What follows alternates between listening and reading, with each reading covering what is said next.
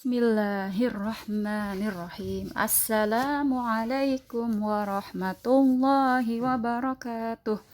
Ilmu pengetahuan alam, alhamdulillah teman-teman.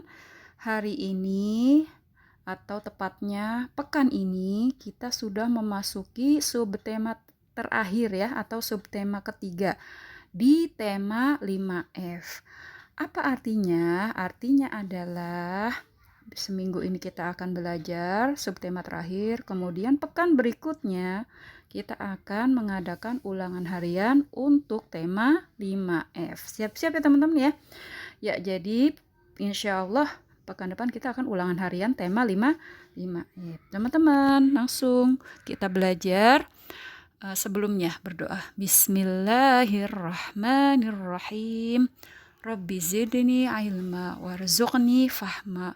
Rabbi shrah li sadri wa yassir li amri wahlul 'uqdatam min lisani yafqahu qawli. Amin amin ya rabbal alamin. Ini dia pembelajaran kita ya, muatan IPA hari ini, yaitu belajar tentang macam-macam benda, konduktor dan isolator. Pasti udah pernah dengar sebelumnya, konduktor sama isolator ya. Kalau nggak salah pelajaran kelas 4 ya, atau kelas berapa gitu ya, tentang konduktor juga tentang isolator. Apa itu konduktor dan apa itu isolator? Kita simak teman-teman. Konduktor adalah benda yang dapat menghantarkan panas dengan baik.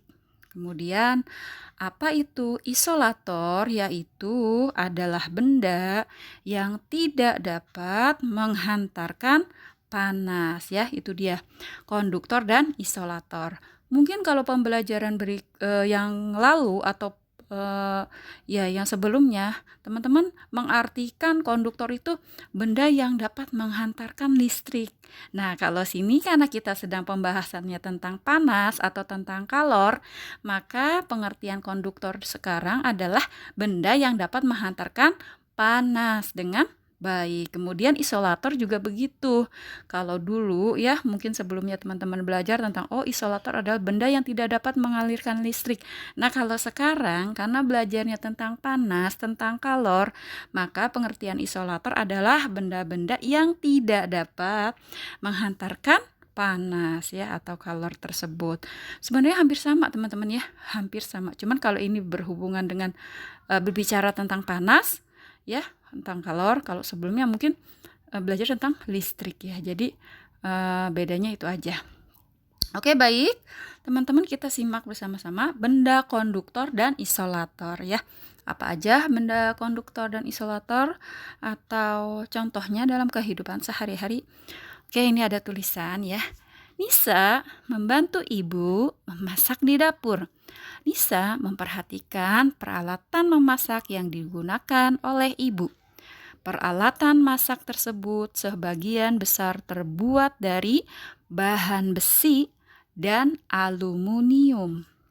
Namun, pada gagang alat masak tersebut dilapisi oleh bahan kayu dan ebonit atau sejenis plastik. Ya, Masya Allah, yang namanya Nisa ini rajin banget ya teman-teman. Ya, jadi katanya nih Nisa ini sedang membantu ibunya di dapur ya, memasak. Kemudian diperhatikan ya, yang namanya memasak itu kan menggunakan api ya. Api itu adalah sumber panas ya. Kemudian alat masak yang biasa digunakan ibu ya, kebanyakan itu terbuat ya atau berbahan dasar besi ya atau juga aluminium ya. Akan tetapi gagangnya ya, gagang alat masak tersebut dilapisi oleh kayu dan atau ebonit, sejenis plastik. Kenapa seperti itu teman-teman? Ya, karena aluminium itu adalah benda yang termasuk ke dalam konduktor, artinya menghantar panas yang baik ya. Jadi buat masak gitu ya, untuk kegiatan masak memasak cepat ya, untuk bisa memanaskan atau lebih cepat matang gitu ya. Sedangkan gagangnya ya, gagang alat masak tersebut katanya terbuat dari plastik atau sejenis plastik dan kayu. Nah, kenapa seperti itu? Karena memudahkan para ibu-ibu ya yang suka memasak supaya tidak kena panas ya kalau mau angkat gitu ya. Kalau sudah matang masakannya ya, udah matang masakannya ya. Jadi kenapa begitu? Karena kayu ya dan ebonit atau sejenis plastik tersebut termasuk ke dalam benda isolator atau yang tidak bisa menghantarkan panas ya, bukan penghantar panas yang baik gitu ya teman-teman ya. Konduktor dan isolator ya bisa dijadiin satu ya, digabung menjadi satu ya. Kalau aluminium adalah penghantar panas yang baik, nah sedangkan kayu dan ebonit justru kebalikannya ya, isolator. Berikutnya teman-teman, biar supaya tambah paham ya, ini dia contoh bahan konduktor ya. Apa saja bahan konduktor yang bisa menghantarkan panas dengan baik? Yaitu adalah besi ya. Besi, kemudian baja, seng, tembaga, aluminium ya yang tadi kita baca, dan yang terakhir adalah kaca dan air. Oh ya, air itu juga bisa menghantarkan panas. Ya kan, kalau minum kopi panas, kalau minum teh juga panas. Kemudian kebalikannya, contoh bahan isolator ya yang tidak bisa menghantarkan panas yaitu adalah kayu. Ya, kayu tidak bisa menghantarkan panas dengan baik. Kemudian kain, makanya kemarin ada yang buat percobaan ya tentang perpindahan panas, itu ada yang sendok yang dilapisi oleh kain ya, nggak panas dipegang karena kain itu adalah contoh bahan isolator.